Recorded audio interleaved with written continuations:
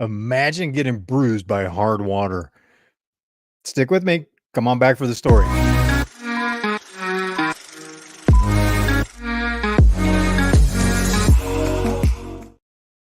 Hey, welcome to Wolf's Watch. I'm Wolf. Want to tell you a story about getting bruised by hard water. And the reason I bring this up is on this day in 1925, water skis were patented. And yes, this is going to be a water skiing story. Another thing I find amazing about that, you know where they went on sale?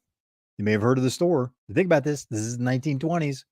Abercrombie and Fitch was the first place to sell the aqua skis, spelled AKWA, aqua, right? See what they did there? Skis, SKEES, skis. Now, we may use that spelling of that word for something a little bit different today, but they were the aqua skis and it was also carried at Marshall Fields, a store you may not have heard of, but that was also around for a long, long time before it finally went by the wayside, as so many retailers do over a 80-year span. But coming back to the bruised by hard water, when I was a teenager, if you can imagine that, it was a while ago, but easy now, wasn't that long ago. Uh, Learned to water ski. Now, before I got up on the skis, and they were just classic flatboard skis. Before I got up on the skis, I played submarine a lot. It's just time after time after time with multiple people attempting to teach me how to ski. Just saying, crouch, hold on to it. Okay, when you're ready, say hit it. And I shout, hit it. And they would pull, and I would just bubble right through the water. Take as much as I could, let go, come around, do it again. Did that again and again and again and again. Finally, learned how to get up on top of the water instead of being drugged through it like a rock. And that was the beginning of really a fun era, fun season in my life because I learned how to ski. My best friend Steve was the one that really taught me how to water ski, got me up on the skis, taught me how to slalom ski, right? And not just pop up on two and drop, but I eventually got to a point where I could get out of the water on one ski, slalom ski, and I really, really began to enjoy it at that time. And we had great times in the summer.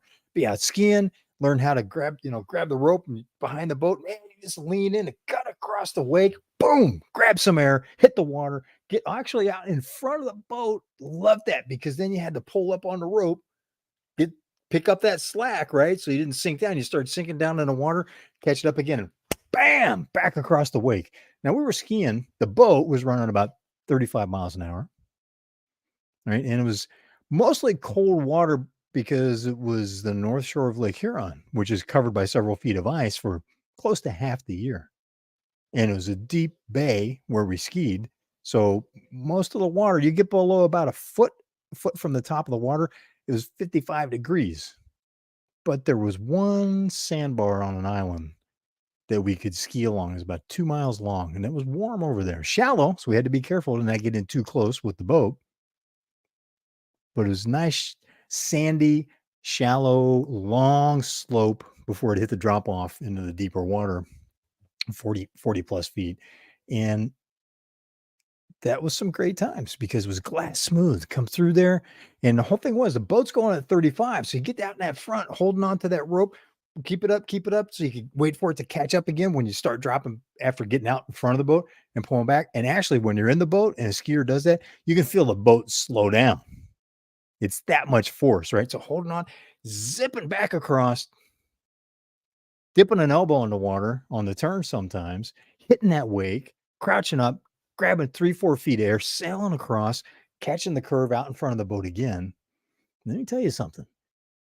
At that top speed across behind the wake, you're pulling 50 miles an hour easily and lose your balance on that wake or lose the grip on that turn. You're coming in hard around the corner. Boom, in the water you go. That's where you get bruised by hard water. Trust me. Experienced that many times. And oh, don't get tangled up with your ski. Don't ask me how I know.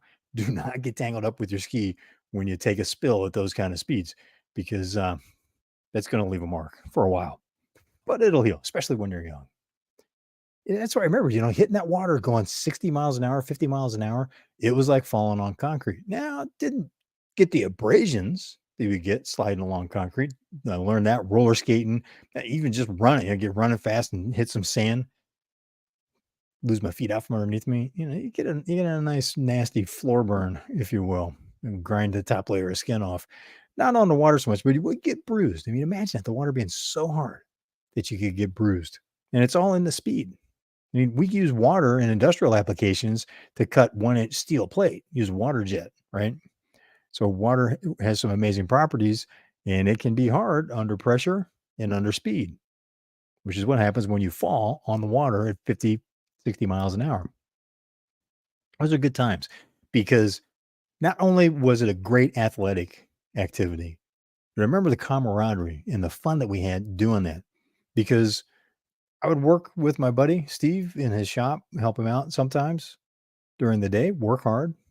Even ran a little bit of boat cleaning service one summer at the marina that his family ran, and so it was work hard all day long, then go out and play even harder in the evening and enjoy because summertime, sun's up late, right? You got sunshine till 6, 10 o'clock. That far north, lights stays light much longer than I would expect.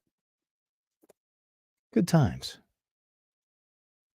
So let me ask you this as a business owner, because this is a business series, how do you create those types of experiences with your customers, with your team? Excuse me, uh, with your team, and bring your suppliers in, and especially with your family and friends, so that you're enjoying the journey and blowing off some steam, having some fun, cutting up, having some laughs, so everybody's enjoying the journey.